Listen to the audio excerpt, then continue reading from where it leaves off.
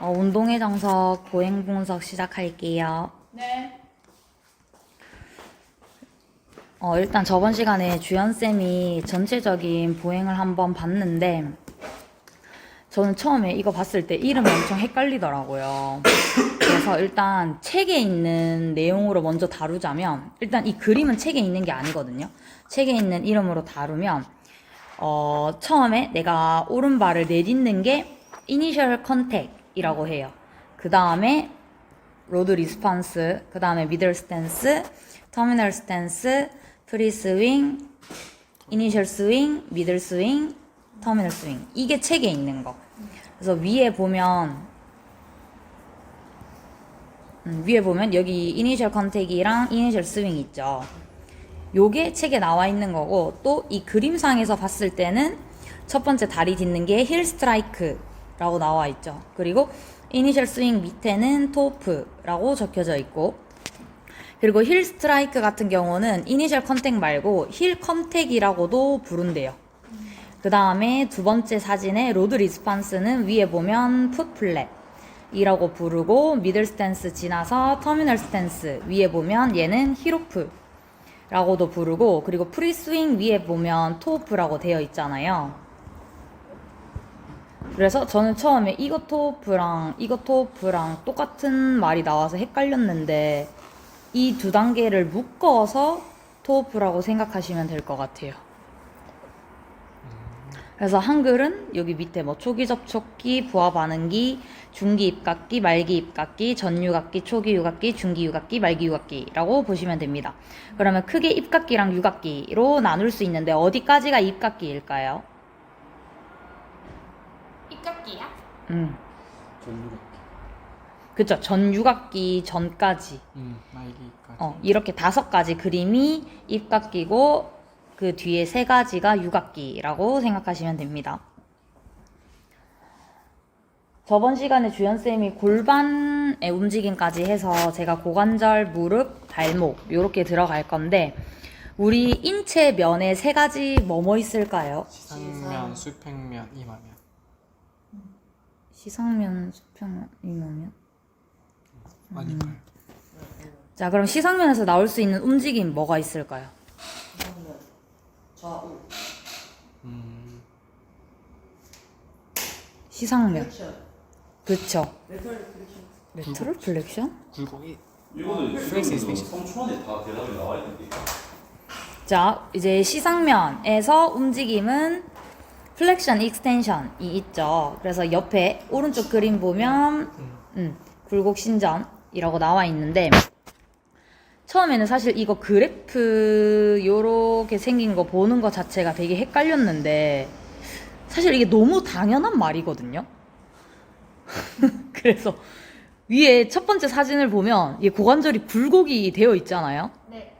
그러면 우리가 이렇게 오른발 기준으로 한 발 이렇게 걸어서 도착하는 데까지 최대 굴곡이 일어나는 사진이 몇 번째일까요? 첫 번째부터 1, 2, 3, 4, 5, 6, 7이면. 첫 번째. 첫 번째요, 마지막?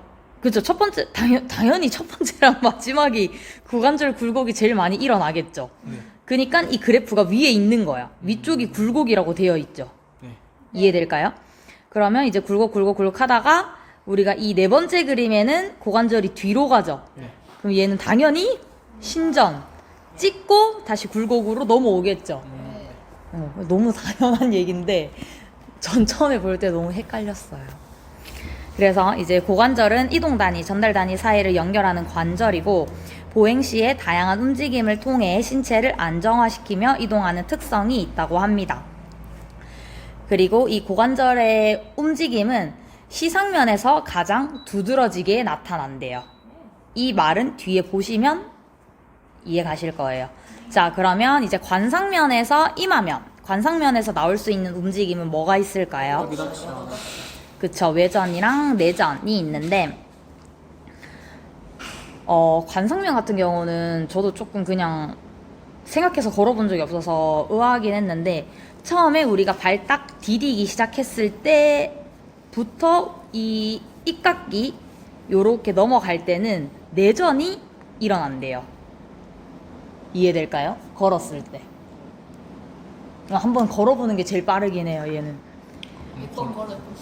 내전이 일어난대. 발을 걷는데 고관절이 내전이 된대. 걸으면은 로테이션 이렇게 될 거니까 상대적으로 내전이나 상대적이보다는 그냥 내전이라고 읽었는데 나는. 맞다. 이게 내전에 헷갈리면 발이 계속 움직이는 게 우리한테 익숙한데 발이 계속 고정이야. 고정에 따라 CKC랑 OKC를 따로 생각하면 얘는 CKC 상황이라고 보면 되거든. 그치. 지금 발에 다 있으니까. 아, 그러면 CKC 상황에서 내전이었다가 얘 발이 떼지면 잠깐 외전 갔다 오거든요. 얘는 OKC 상황이라서 외전 갔다가 다시 닿으면서 CKC 상황으로 가는 것 같아요. 이해됐을까요? 그래서 근육의 정상적인 활성화는 보행 시에 하지를 안정화시키는 중요한 역할을 담당한다. 자, 마지막 횡단면에서 나올 수 있는 움직임은 뭐가 있을까요? 로테이션. 그쵸? 내가 인터널 로테이션이랑 익스터널 로테이션이 나올 수 있겠죠? 발 우리가 처음에 일깎기에서는 아까 허벅지 이 고관절에서 내전이 나온다고 했잖아요. 내전 나오면서 내회전이 같이 나온다고 해요. 내회전 같이 나오고 그리고 육악기 넘어가면서 아까 외전 나오면서 고관절에서 외회전도 같이 나온다고 합니다. 그래서 횡단면에서 대퇴골과 골반의 움직임은 유기적으로 함께 일어난다.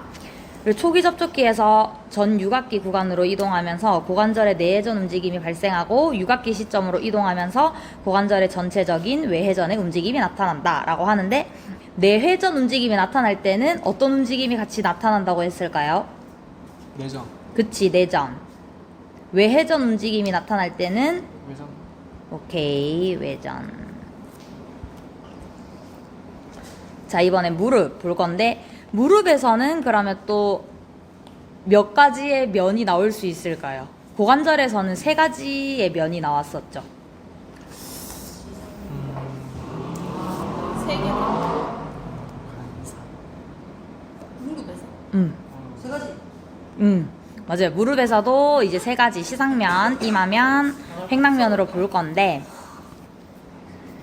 일단 먼저 시상면 봤을 때는 당연히 플렉션이랑 익스텐션 나오겠죠. 그래서 처음에 걸을 때 이제 약간 굴곡 나오다가 미들 스탠스, 이거 로드 리스판스에서 미들 스탠스 넘어갈 때 얘가 완전히 최대로 펴지겠죠. 아니다. 얘 펴지고 뒤로 넘어가는 데까지. 그래서 조금 펴졌다가 육악기 넘어올 때 무릎 구부리니까 이때가 제일 최대 굴곡이 일어나겠죠. 그래서 보면 밑에 그래프에 신전도 있잖아요. 근데 이 그래프의 굴곡 자체는 신전으로 내려오진 않잖아요. 그래서 실질적으로 신전이 일어나는 건 없고 그냥 굴곡만 일어나는데 어디에 더 많이 일어나느냐로 그쵸, 상대적으로 보시면 될 것 같아요. 보행 주기 동안 시상면에서 무릎 관절의 움직임은 다른 운동면에 비해 매우 크게 발생한다. 무릎 관절의 굴곡 움직임은 지면에서 올라오는 충격을 흡수하기 위한 안정화 기능을 위해 발생하고, 반대로 신전의 움직임은 고관절의 후방 근육들을 사용해 신체를 강하게 전방으로 이동시키는 역할을 수행하기 위해 발생하는 것으로 보고되고 있다 라고 하는데, 이 밑에 글에 신전의 움직임이라고 하는 게 무슨 말인지 알겠죠? 여기 이 파란 색깔 색칠한 데를 신전의 움직임이라고 얘기한 거라고 이해하시면 돼요. 저는 처음에 신전이라고 해서 그래프가 이렇게 내려오는 줄 알았는데 내려오진 않더라고요. 이게 협박적 기준이 신전이 자, 이번에 관상면에서 무릎 외전이랑 내전 나오는데, 이제 무릎 관절의 모양과 주위의 인대들로 인하여 움직임이 작은 양이지만 허용됨. 그래서 이 움직임 자체가 크진 않다고 하더라고요. 이 그래프 보면 그냥 계속 외전 상태거든요. 무릎이 쭉 외전 상태 가다가 얘 발 다시 육악기에서 들면서 앞으로 보낼 때 최대로 외전이 일어나고 내려간다고 생각하시면 돼요. 이해됐을까요? 이건 그냥 그렇구나 하고 보고 넘어가면 될 것 같아요. 그 다음 횡단면에서 무릎 기준으로 인터널 로테이션이랑 익스터널 로테이션이 나오는데, 자, 입각기 구간에서는 무릎 관절의 내회전 움직임이 주로 나타나고, 유각기 구간에서는 내회전되어 있던 무릎 관절이 다시 외회전이 되는 양상을 보여준다 라고 합니다. 그래서 보면 처음에 닿을 때부터 이제 우리 이거 입각기 지나갈 때는 내회전에서 그래프가 형성되어 있다가 유각기 지나면서는 내회전으로 내려오죠. 근데 거의 내회전에 있다고 보면 될 것 같아요. 마지막에 다시 원래 발로 닿기 전까지. 자, 그 다음 발목. 발목은 몇 가지의 움직임이 있을까요? 2개. 2개. 수평면. 로테이션이 발목면이래. 발목은 무슨 면이 있을까요? 시상면, 이랑 관상면. 그렇죠. 시상면이랑 관상면 두 개의 면이 있다고 보시면 되고, 이제 배측 굴곡 움직임은 외번, 그리고 저축 굴곡 움직임은 네번이랑 동반되어 동작이 발생한다고 합니다. 그래서 처음에 우리 발 디딜 때는, 근데 이게 사실 저는 왜 저축 굴곡인지 잘 모르겠어요. 여기 부분에 이때 돌시플렉션인데 야, 왜요? 저게 뭐야? 축이 저쪽이지. 네. 이렇게 돼. 자 보세요. 여기서는 가만히 있는데 TV야. 이렇게 돼 있잖아. 여기에서 이렇게 된다는 소리거든요. 축이 저쪽에. 여기서 닿자마자 바로 플래터로 가려고 할 거잖아. 아.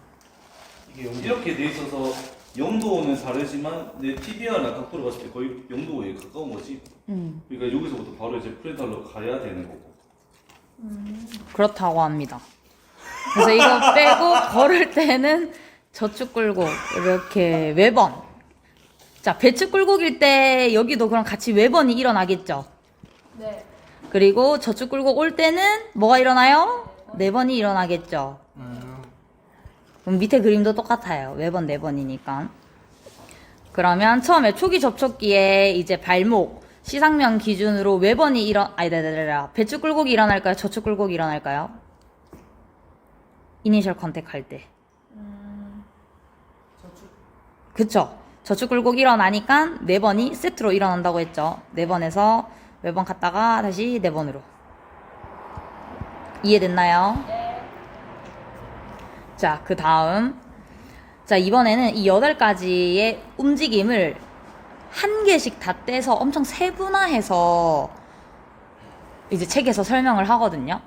그래서 처음에 힐 스트라이크, 얘가 또 다른 이름으로 뭐라고 부른다고 했는지 기억나는 사람? 그쵸, 이니셜 컨택이랑 또 뭐 있었을까요? 힐 컨택. 오, 그치. 힐 컨택 있었죠. 그래서 오늘은 일단 얘 첫 번째 부분만 떼서 볼 건데, 사실 이것도 너무 당연한 얘기만 해요. 우리는 정상인을 계속 봐야 돼. 그래야지 비정상을 봤을 때 뭐 이상하다 바로 느낄 수 있어. 자, 이니셜 컨택 상체를 볼게요. 예, 지면 반력이라고 하는 글 있죠. 지면 반발력.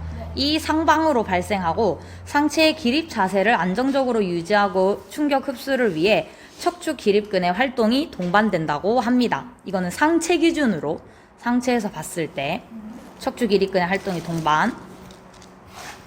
자, 이번에는 고관절 기준으로 볼 건데, 우리가 이니셜 컨택 할 때 고관절의 굴곡 각도가 제일 최대라고 했었죠. 그리고 이때 고관절의 기능은 추진과 동적 안정성을 가지고 있다고 합니다. 그림을 보면 이제 지면 반발력, 화살표가 이렇게 위로 나타나 있고, 전단력이라고 이 앞으로 나타나 있는데, 전단력이 뭔지 아시는 분? 앞으로 밀려나가는 힘. 오, 맞아요. 그래서 이제 전단력이랑 지면 반력 둘 다 균형 있게 발생해야지 동적 안정성을 확보를 할 수 있고, 이 보폭의 보통 기준적으로 정해져 있는 그 길이라고 해야 되나? 보폭이 있어요. 뭔지 아시는 분? 그러니까 이 성인 기준으로 7cm. 보폭의 그 센티미터라고 해야 되나? 인치. 7cm? 아, 그게 3cm 정해져 있어. 12cm? 아니 30 30 이렇게 걷는 건데. 아 3cm, 4cm. 저희가 50cm 더 60. 60 아, 더 100, 70, 100cm. 아, 100cm. 에? 1m. 78. 78. 여기 78. 나 이제 자, 밀어요 78cm. 뭐라 적혀 있어? 네? 책에는? 책이에요? 어. 책에는 그런 거 안 적혀 있어요. 아 그래? 네. 제가 물어본 거예요, 그냥. 아니, 이거 보행 예전에 했었을 때. 근데 내가 알기로는 평균 내경이 맞아 78이거든. 어허. 아니 근데 또 다르지. 183짜리라. 사람마다 다르네. 그게 남자랑 여자랑 좀 또 달랐던 걸로 기억해요. 근데 이거 유만 책에서. 이 책엔 없었어요. 자, 그래서 그럼 평균 78cm인데 이거보다 더 큰 보폭으로 걸었을 때는 어떤 문제점이 발생할 수 있을까요? 다리가 찢어집니다. 다리 찢어지면 좋은 거 아니에요? 스트레칭 중심을 되고? 잡기가 힘들어요 그 중심 잡기 힘들어요. 그리고 이 추진력이 좀 떨어져요 추진력이 더 좋아지잖아. 여기 떨어졌나? 앞으로 세게 내리니까 전달력이 좀 증가하긴 하겠네요. 전단력이 증가하면 안 좋아요? 안 좋지 않을까요? 왜요? 균형이 안 맞잖아요, 몸에. 그치. 불안정성이 증가한다고 합니다. 자, 짧은 보폭. 만약에 78cm보다 더 짧게 걸으면 무슨 문제점이 있을까요? 그러면 플렉션을 제대로 못 써서 시간이 오래 걸려요 집 가는데? 플렉션을 제대로 못 합니다. 고관절에? 그러면은 고관절에- 추진력이 떨어져요 그치. 추진력이 떨어지고 고관절에서 플렉션이 잘 안 나오면 뭐가 문제예요? 통증이 생겨요 그러면 거리를 좁아져. 다리 절어요 다리 질질 끌면서 봤나? 그러면 인센션을 좀 더 가져가기 무슨 필요하지 않아요? 얘기를 하고 있는 중이야? 짧은 보폭으로 걸으면 일어나는 플래션이 안 문제점. 나오면 뭐가 안 좋냐고요? 응. 보폭이 좁아지겠죠. 그러니까 보폭이 좁았을 때 좁았을, 무슨 잠깐만. 문제가 일어나지? 보폭이 좁았을 때 어떤 문제가 일어나냐? 무릎에 가사요? 그것도 맞지. 그냥 힙에서 그 가동 범위를 못 가져가니까 무릎을 못 쓰게 잘하고. 그리고 다리를 질질 끌으면서 걸어요 그러면 그럴 수 발목을 있겠다. 못 쓰겠네요. 다 못 쓰겠네요 그러면 이게 다 조금 인과가 좀 바뀌었거든. 발목을 못 쓰기 때문에 빨리 떨어지니까 목이 짧아지는 거고. 아, 신발이 굽을 높은 걸 신어. 그러면 프렌탈 플렉션, 도르시 플렉션이 잘 안 나오겠지. 그러니까 이게 잘 안 나오니까 또 목폭이 좀 짧아지고 그렇게 되는 거야. 그리고 몸이 불편하고 안정화가 잘 안 잡히니까 안정화를 잡기 위한 보상으로 좁게 걷는 거고. 요 부분 설명 다 했지? 네. 하나만 더 설명할게. 네. 자, 큰 보폭이랑 짧은 보폭이 있는데 여기서 고관절 측면으로 얘기를 했잖아. 네. 근데 걸을 때 보폭이 크면은 SI 조인트의 안정성 어떻게 돼? 떨어져요. 떨어지고 아니요 좋아요 장경기자? SI 조인트는 언제 안정화가 가장 높아져? 하프닐링 자세일 때. 그러니까 한 발은 플렉션이고 한 발은 익스텐션일 때 이때 수동장애가 발생하는데 보폭이 넓으면 넓을수록 이 교차가서 잘 나오잖아. 네. 그러면 얘가 안정적이지. 네. 반대로 보폭이 짧은 사람은 불안정하지. 불안정한 세이크럼 위에 있는 놈의 룸바. 그러면은 보폭이 짧은 사람들이 요통이 올 확률도 있겠네. 이거에 대한 연관도 봐야 돼. 아까 우리가 요통해서 생각나서 말하는 거. 허리가 아픈데 이유는 정말 잘 모르겠는데 보폭이 짧아. 그러면 이 사람이 의도적으로 보폭을 넓게 해준다든지 아니면 보폭을 넓게 하지 못하는 뭔가 다른 이유를 찾아내야 되는 거지. 그러니까 허리가 아픈 게 SI 조인트 안정화가 떨어지는 게 문제라면 보폭이 좁게 나타나고 있을 건데 그 보폭이 좁은 사람이 좁은 데도 이유가 있을 거 아니야. 그거를 안 물어보고 무조건 넓게 해. 불안정한 상태에서 계속 넓게만 만들려고 해. 그러면 허리가 더 아파질 수도 있거든. 그러면은 이 사람이 왜 보폭을 좁게 만들 수밖에 없는지에 대한 것들을 찾고 그걸 해결해주고 넓게 갈 수 있게끔 자연스럽게 해줘야지 SI 조이스도 잡고 보폭도 잡고 요통도 잡고 할 수 있다.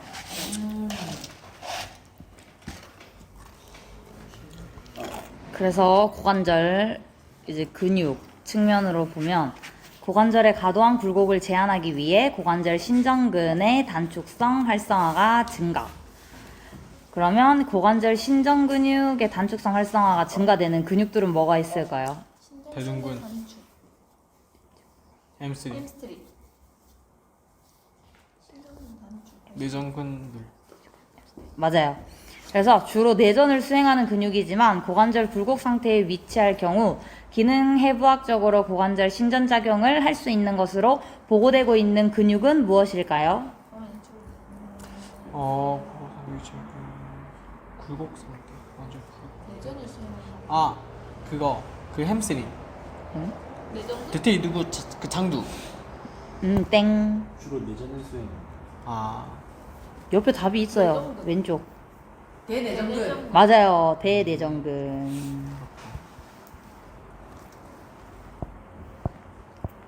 자, 이제 무릎.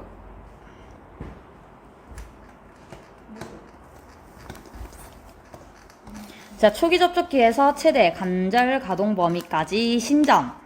아까 고관절은 최대 굴곡이었는데 무릎은 최대 신전 된다고 하고 기능은 체중 부하에 대응하여 안정성을 조절하는 역할을 한다고 합니다. 그리고 고관절이나 무릎 주변에서 안정성에 기여하는 근육들이 있는데 이 근육들이 뭐 광근 그리고 대둔근 장경인대 체계 햄스트링 요 세 개가 이제 무릎이나 고관절 주변에서 이 무릎의 안정성을 잡아준다고 합니다. 그래서 밑에 그림 보시면 뭐 대둔근이랑 대퇴근막 장근 체계 요렇게 장경인대까지 내려오고 그리고 햄스트링 뭐 대퇴등근 장두 방망양근 방건양근 방망양근이랑 방건양근 중에 어디가 더 내측에 있는지 아시는 분? 방건. 반건, 반막. 반막. 과연 정답은? 반막? 방망양근. 반만. 자, 그 다음에 아까 광근들이라고 했을 때 뭐 중간강근, 외측강근, 내측강근. 그래서 이런 얘네 근육들이 이니셜 컨택 할 때 무릎 관절의 안정성을 잡아준다. 자, 그 다음 발목 관절. 초기 접촉기에서 발목과 발은 중립 상태를 유지하고 얘네의 기능은 충격 감소와 뒤꿈치 락커라는 기능을 하는데 이때 뒤꿈치 락커라고 하는 게 크게 발생한 지면 발력은 과도한 부하를 관절에 부담할 수 있기에 부하를 뒤꿈치에서 발바닥 방향으로 이동시키는 것이라고 합니다. 그래서 제가 이해하기로는 뒤꿈치 락커가 이제 처음에 우리 이니셜 컨택 할 때 뒤꿈치로 바닥에 딱 닿잖아요. 이 힘이 그러니까 이 충격이 뒤꿈치에 충격이 가해지는 게 발바닥으로 이동시키는 거가 뒤꿈치 락커라고 이해했어요.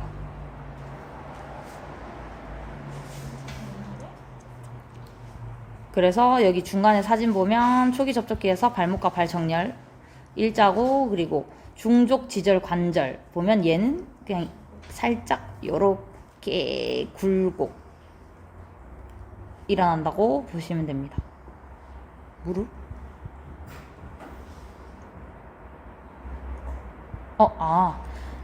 마지막 이니셜 컨택 이거 발목 관절인데 제가 오타난 것 같아요. 네, 죄송해요. 확인을 못했어. 발목 관절. 그래서 정경골근은 초기 접촉기에 가장 강하게 활성이 되고 뒤꿈치 락커에 의해 나타나는 저축 굴곡을 조절하기 위해 발목 배측 굴곡의 신장성 활성화가 증가한다고 하는데 이때 발목의 배측 굴곡의 신장성 활성화를 해주는 근육들은 무슨 근육들이 있을까요? 배측 굴곡의 신장성 활성화. 신장성.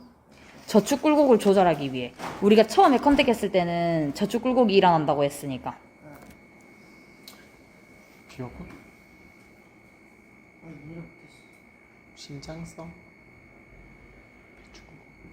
저축 굴곡을 조절하기 위해. 익센트릭 되는 애들이 누구냐 이거. 네, 점점 굴고. 맞아요. 또, 장무지신 또, 장지. 맞아요. 이게 정답. 끝입니다. 발목까지 했으니까. 그래서 이게 일단 처음에 이니셜 컨택. 힐 스트라이크. 나머지 이 7단계를 이런 식으로 본다고 생각하시면 돼요. 질문? 질문. 소원줄